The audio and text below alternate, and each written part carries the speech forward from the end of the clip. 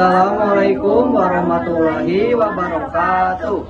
Perkenalkan, kami dari kelompok 2. Izin memperkenalkan diri, saya Raihan Ar-Rasyid dengan NIM P17333126479 dan rekan saya Putri Nabila Salsabila dengan NIM P17333126472 dan rekan saya Rizka Yuliani dengan NIM P17333126482 dan rekan saya Poppy Hardianti Anissa dengan NIM P17333126471 dan rekan saya Wina Fauzia dengan NIM P17333126499. Baik, kami di sini dari kelompok 2, kami akan membuat video untuk memenuhi mata kuliah pendidikan agama. Baik, pada kali ini kami akan membahas mengenai materi akhlak. teman-teman. Penting kita mengetahui apa itu definisi akhlak, hakikat akhlak, kemuliaan orang yang memiliki akhlak, serta keberhasilan akhlak itu yang bisa dilihat dari orang-orang soleh. Jangan-jangan selama ini kita mengatakan akhlak, tapi kita tidak memahami apa itu akhlak. Nah, dengan materi ini kita membuat video tentang mengenai definisi dari akhlak, kemudian penerapan apa saja yang bisa diterapkan dari akhlak-akhlak tersebut. Akhlak secara bahasa berasal dari kata huluk dan jamannya akhlak, yang berarti budi pekerti, etika, atau moral. Ada 3 pakar di bidang akhlak, yaitu Ibnu Miskawai, Al-Ghazali, Ahmad Amin, yang mengatakan bahwa akhlak adalah perangai yang meletak pada diri seseorang yang dapat memunculkan perbuatan baik tanpa memikirkan pikirannya terlebih dahulu. Selanjutnya yaitu akhlak mahmudah. Nah, akhlak mahmudah adalah akhlak atau perilaku terpuji yang sesuai dengan ajaran agama, norma, dan nilai-nilai luhur dalam masyarakat.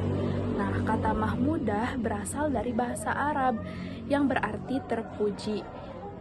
Akhlak mahmudah mencakup segala sikap, sifat, dan perbuatan baik yang dilakukan dengan ikhlas, seperti jujur, sopan santun, tolong menolong, disiplin, dan bertanggung jawab.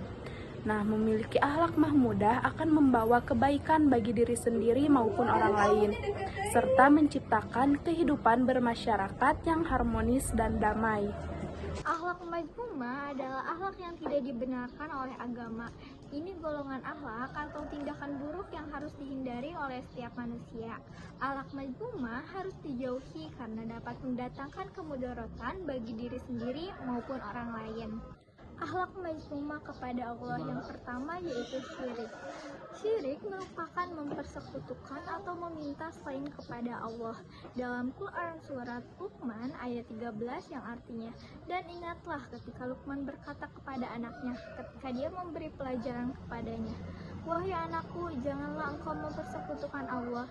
Sesungguhnya mempersekutukan Allah adalah benar-benar kezaliman yang besar. Kedua yaitu takabur, yaitu sikap menyombongkan diri dan tidak mengakui kekuasaan Allah di alam ini. Adapun yang menyebabkan seseorang menjadi takabur, salah satunya karena rupa tampan atau cantik, kedudukan jabatan yang tinggi, dan juga kekayaan. Ketiga yaitu murtad.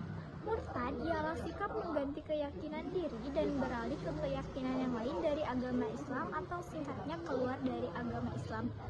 Hukumnya sebagaimana firman Allah dalam Quran surat Al-Baqarah ayat 217 yang artinya, barang siapa murtad di antara kamu dari agamanya lalu dia mati dalam kekafiran, mereka itu sia-sia amalnya di dunia dan di akhirat, dan mereka itulah penghuni neraka, mereka kekal di dalamnya. Keempat yaitu munafik.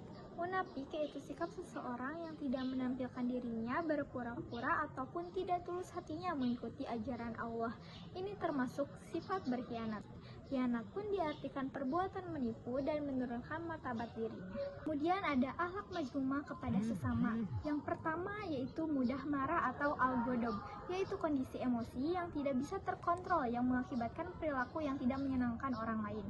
Yang kedua yaitu iri hati atau dengki, yaitu sikap seseorang yang ingin menghilangkan kebahagiaan atau kenikmatan orang lain dan rasa ingin menggagalkan kebaikan orang lain karena berhasil menjadi lebih baik dan sukses.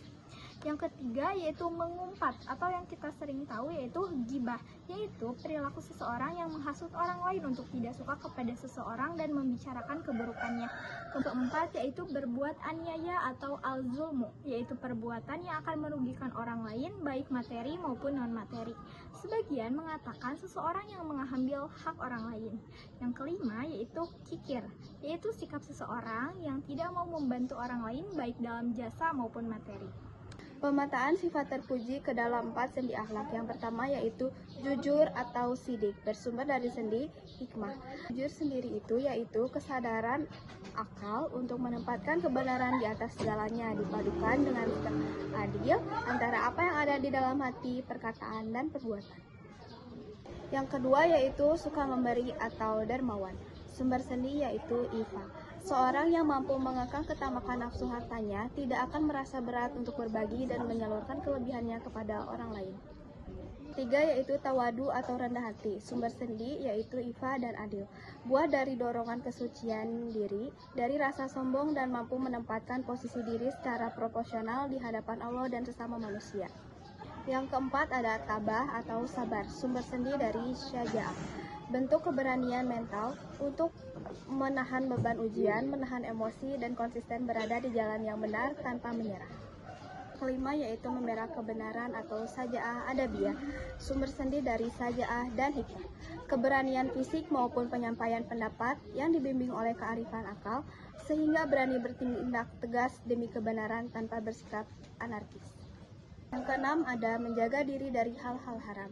Sumber sendi dari ifah, yang merupakan inti dari utama dari sifat ifah, yaitu kemampuan benteng moral jiwa untuk menahan diri dari godaan syahwat, keharmonisan rezeki yang haram, dan tindakan melanggar hukum syariat. Dampak gabungan dari sifat-sifat ini dalam diri seseorang.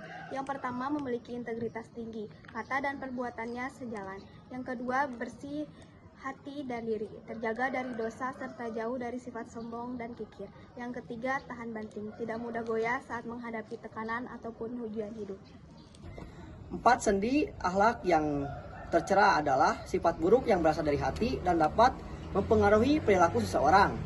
Di antaranya yaitu yang pertama, keji, pintar busuk, dan bodoh, yaitu memiliki niat buruk, menyalahgunakan kepintaran, serta tidak mau menerima kebenaran. Yang kedua, tidak bisa dikekang, artinya tidak mampu mengendalikan hawa nafsu dan emosi. Yang ketiga, rakus dan statis, yaitu selalu ingin lebih tanpa rasa syukur dan tidak memperbaiki diri. Kemudian yang terakhir yaitu yang keempat, aniaya, yaitu berbuat zolim dan menyakiti orang lain. Akibat dari sifat-sifat tersebut adalah muncul perilaku buruk seperti sombong, berkhianat, dusta, serakah, malas, dan kikir.